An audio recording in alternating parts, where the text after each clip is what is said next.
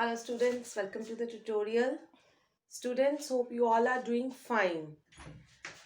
Today we will be continuing with our chapter 5, separation of substances. As we had already covered few topics in the class, today we will be covering solids in liquids. Means we have to separate the components in which one of the component is solid and other is liquid. Means this is a type of mixture, right? Which mixture? In which there is solid which is insoluble in liquid. Soluble we had already done in class.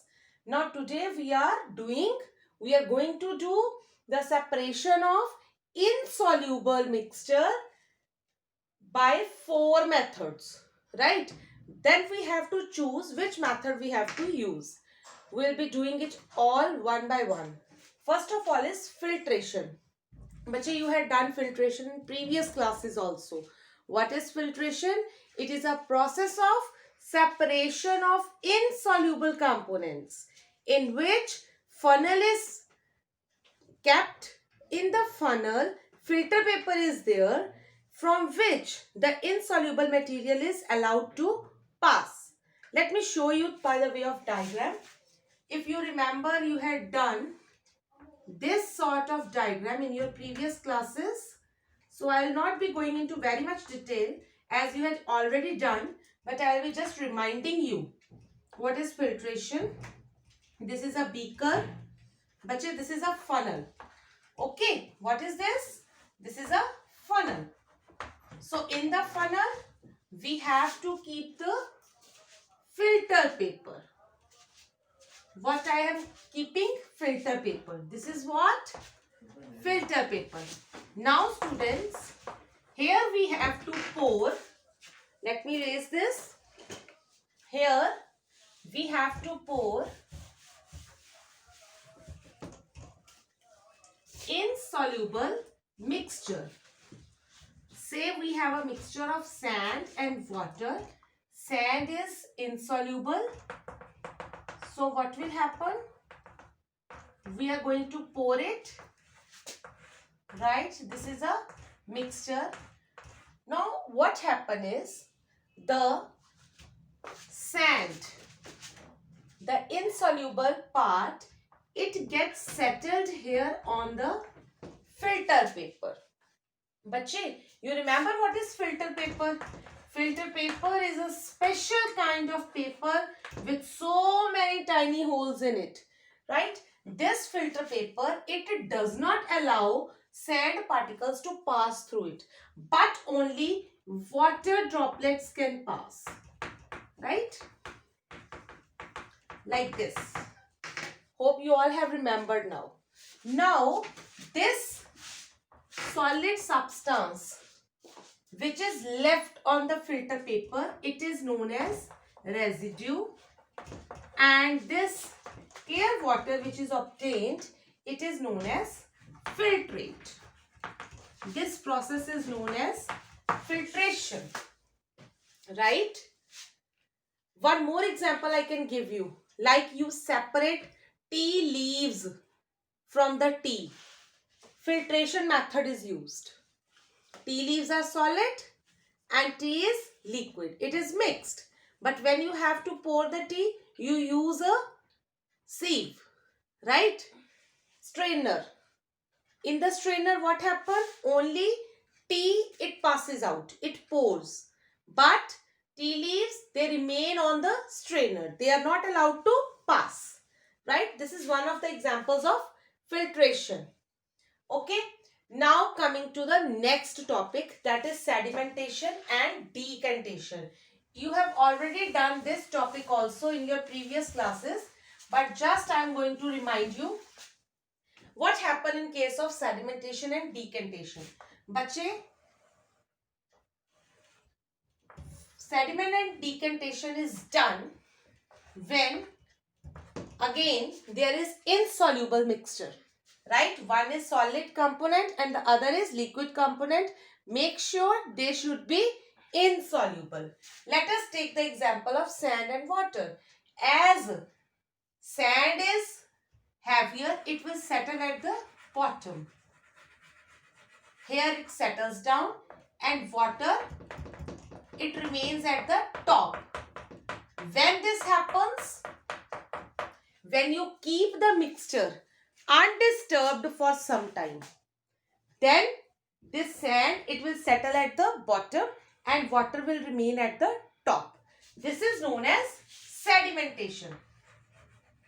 Bache, as I told you, you have to keep the mixture undisturbed for some time, right? So actually it takes lot of time for all the dust particles or sand particles to settle down, right? But we can increase this rate of sedimentation. If we add a piece of alum in this, alum, if we add a piece of alum in this, what will happen? All the lighter particles, as they are heavy than water but still they are lighter, that is why they take time to settle down. They will stick to the alum and then they will come down immediately. They will settle down immediately, right? We can increase the rate of sedimentation. This process of increasing the rate of sedimentation is known as loading. Right? You might have seen ponds where there is muddy water. Roadsides, after rain, there is lot of muddy water on the sides of the roads. It takes some time to settle down, right? The mud, it takes some time to settle down. But if we add a piece of alum to it, it will immediately settle down. It will fasten the rate of sedimentation. This is known as loading, right? Now, after loading means sedimentation is done. We have got what? The water and the sand, which are separated now, but they are in a same beaker. What we have to do? We have to separate it out. How? By gently pouring this water into the another beaker. Gently pouring, right? By gently pouring, I mean that these sediments, they should not be disturbed. Only water should come down, right? Gently pouring the water, this water, into another beaker without disturbing the sediments. This is known as decantation. I hope these two processes are clear. Right? What is decantation? Gently pouring of this water after sedimentation, the water which you get, gently pouring of this water into another beaker without disturbing the sediments. This is known as decantation. In this way, you are able to separate out two components, solid and the liquid, from the mixture. Make sure we are talking about insoluble mixtures, right? 3 we have covered. Now the last one, that is churning. This is new one for you. Churning or centrifugation, right? What is churning? Bache, before telling you the definition or explaining you, I just want to give you one example. You might have seen at your homes how the butter is separated out from the curd, right? Or the cream.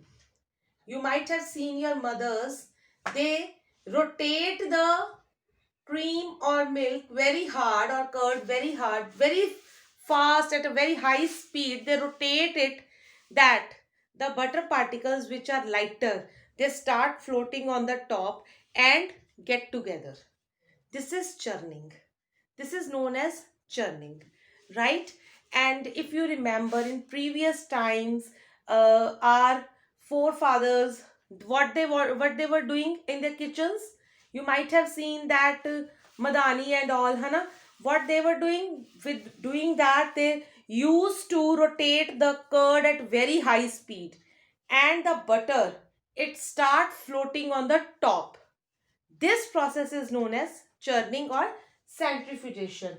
Now, what exactly the definition of churning is? It is the process in which there is separation of lighter components of mixture from heavier components. I'm going to write, you can also write separation of, it is not given in your NCERT. That proper definition is not given in your NCERT, so better you note it down in your notebooks. I'm going to write it here for you. What it is? Separation of lighter components. Separation of lighter components of a mixture from heavier components by rotating at very high speed. By rotating mixture लिख लो. By rotating mixture at very high speed.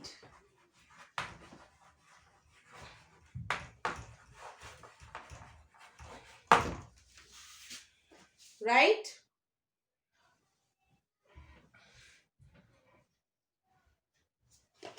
Hope this is clear to you. In tomorrow's lecture, I'll be covering separation methods of liquid and liquids. Right? Hope this is clear to you all. This is all for today. Stay safe at your homes. Thank you so much.